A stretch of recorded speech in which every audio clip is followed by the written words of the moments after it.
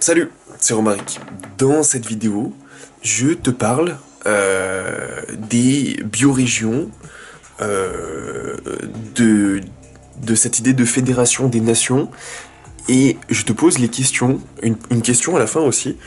Euh, pourquoi, pourquoi une partie géographique du monde ne peut pas appartenir à 2, 3, 4, X différentes entités, organisations nationales ou plus, je sais pas trop les trucs. Donc, pour rappel, les biorégions, c'est un découpage du territoire, de la carte, on va dire, euh, selon principalement les bassins versants et ensuite selon les climats. Une biorégion. Bon, alors il y a plusieurs échelles de biorégions. Tu peux voir, par exemple, tout le bassin versant du Rhône comme une biorégion, mais tu peux aussi découper de manière plus spécifique les choses que tu vois. Tu peux regarder toute la Méditerranée comme une biorégion avec climat méditerranéen, mais encore une fois, tu peux découper avec des spécificités que tu vas trouver encore plus localement. Donc en fait, les biorégions, déjà, ça s'échelonne sur une échelle mondiale jusqu'à une échelle, je sais pas, mais petit.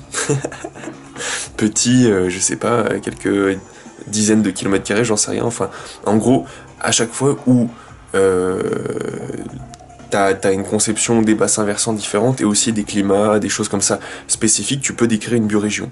Ensuite, l'idée de fédération des nations, c'est quelque chose, je crois, bon, que j'ai déjà abordé, c'est sûr, mais qui a été abordé par rapport à l'Europe.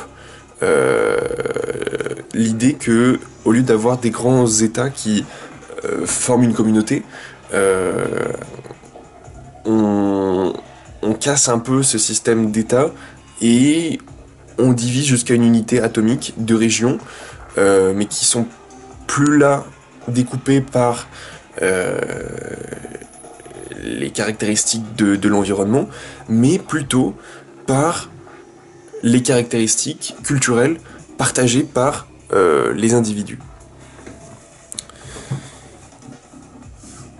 Donc ça permet déjà d'éviter ces problèmes un peu comment dire, d'indépendantisme, puisque en gros on va séparer jusqu'au niveau où il n'y a plus personne qui est pas d'accord les régions, parce que finalement on n'est plus obligé de former des gros États, puisque il y a une super fédération au-dessus qui assure les services que rendent un État puissant, un État de grande taille. Donc on a des petites régions qui fonctionnent, qui prennent des décisions adaptées à leur culture, mais il serait encore mieux de mixer ça avec leur environnement. Bon, la plupart font déjà ça.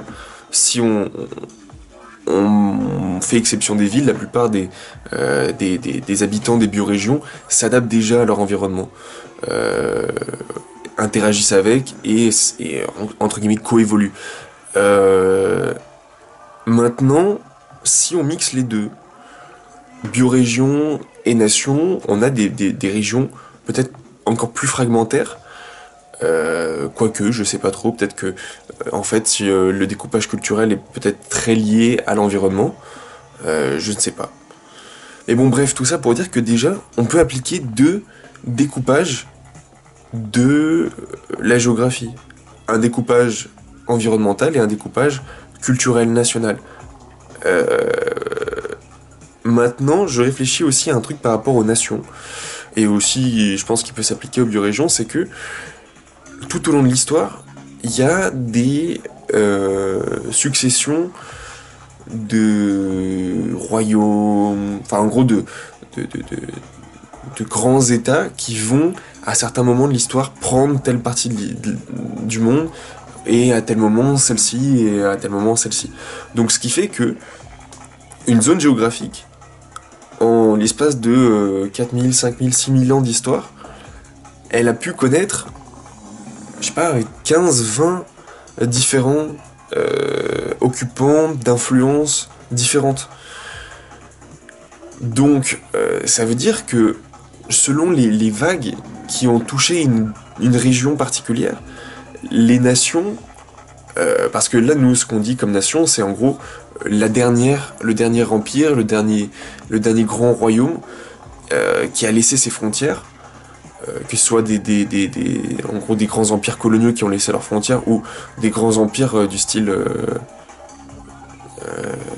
je sais pas, la Russie, la forme qu'elle a actuellement. J'ai dit un pays au pif, je pensais à ça parce que la Russie, ça prend aussi en compte l'aspect fédération à l'époque de l'URSS, avec l'idée de nation, avec les républiques autonomes.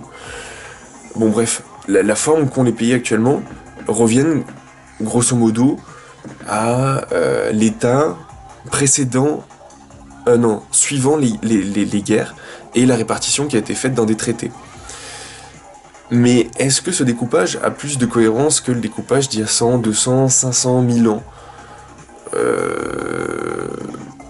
Et est-ce que le découpage actuel est pas en train de nier la somme millénaire de découpages différents, d'influences, d'histoire, de développement, de culture? Parce que c'est avant tout ça le truc, c'est que les influences successives développent, intègrent à une biorégion et à sa population, enfin à une région bio-nationale, j'ai envie de dire, et à sa population, des éléments culturels qui vont la rendre plus spécifique, et qui, parce qu'elles sont plus spécifiques, de par leur environnement et par leur culture, elles sont il est plus difficile de leur appliquer un règlement global, donc c'est difficile de diriger par le dessus, d'avoir un peu comme ce qui est le cas actuellement en France, avec des directives standards qui s'appliquent pas forcément aux spécificités régionales. Donc ces biorégions sont plus aptes qu'un grand État à gérer leurs spécificités. D'où l'intérêt de diviser vraiment, comme je l'ai dit au début de cette vidéo, à la fois pour l'environnement et pour l'aspect culturel. Bref, donc cet aspect national, de découpage national, il faudrait aussi l'historiser. Il faudrait qu'il y ait le découpage des régions en fonction de leur précédentes appartenances historiques qui les ont marquées. Donc je pense par exemple à Istanbul, qui est à la fois qui a été pendant peut-être 1000 ans un immense centre culturel chrétien et qui maintenant est musulman. Donc il y a toujours des vestiges chrétiens, mais maintenant la région, parce que c'est tellement une grande ville d'Istanbul, on va dire qu'elle est plutôt axée turque. Alors que dans l'histoire, elle a été aussi à un moment axée byzantin, et puis précédemment encore avec des choses différentes, comme la Macédoine d'Alexandre le Grand, etc. Bref, tout ça pour dire que si il y a un intérêt à regrouper, à définir des biorégions, des grandes biorégions historiques, par exemple la forme de l'Empire ottoman ou la forme de l'Empire austro-hongrois, et de le superposer avec des éléments plus anciens ou plus actuels, comme, je sais pas, par rapport à l'Empire austro-hongrois, peut-être que on peut se dire la forme du bloc communiste ou l'Empire napoléonien. Toutes ces répartitions en fait permettent d'appliquer à ces espaces régionaux avec des éléments culturels partagés des décisions communes. Donc l'intérêt ça serait d'avoir des grandes supranations mais pas exclusives. C'est-à-dire que pour une zone géographique, il peut y avoir X supranations avec qui on va pouvoir appliquer telle ou telle décision, avec qui il va y avoir un intérêt à partager tel ou tel aspect de la gouvernance, que ce soit pour la perpétuation de la culture ou pour l'échange d'une ressource, ça c'est plutôt axé biorégion. Voilà. Donc je pense que le découpage, alors au niveau biologique je sais pas, je pense qu'il y a peut-être aussi un intérêt à découper en supra-régions, peut-être une pour le climat, une pour les bassins versants justement, mais pour les nations, il faut aussi penser à un découpage à plusieurs dimensions, avec une dimension temporelle. Parce que, on regarde même en France avec, je suppose, l'Alsace et la Lorraine, leur situation est difficile parce que, enfin, est difficile et plus complexe. C'est une région française, mais qui a été, pendant un certain temps dans l'histoire, intégrée à je suppose, la nation allemande, enfin je sais pas comment, le nation-état, tu vois, c'est difficile à dire justement, je pense qu'il faut splitter à l'échelle atomique. Bref, ce qui fait que l'Alsace et la Lorraine partagent des éléments culturels à la fois avec la France et à la fois avec l'Allemagne.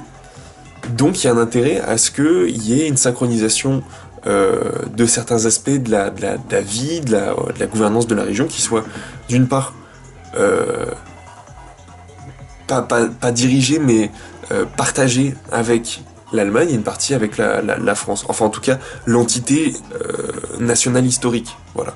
Mais qui pourrait très bien être l'Empire franc ou qui pourrait très bien être, je sais pas, l'Empire romain, qui pourrait dire que comme on partage une culture latine par exemple, eh bien on a un intérêt à avoir ce découpage de supranation Empire romain.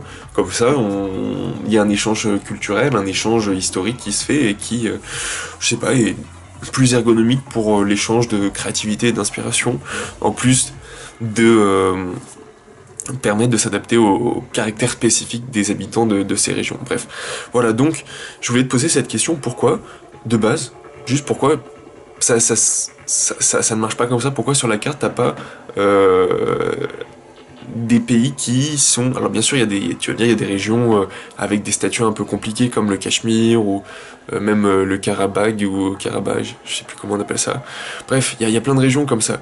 Mais ce que je veux dire, c'est que sur la carte, tu vois pas des découpages, tu vois pas qu'une région appartient à plusieurs étapes par exemple, alors que ça pourrait faire sens, voilà.